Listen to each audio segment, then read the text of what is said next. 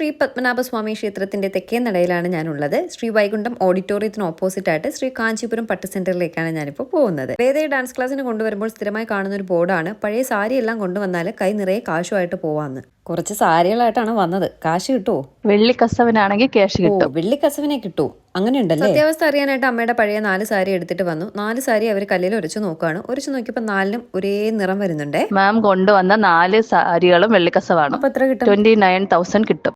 29,000?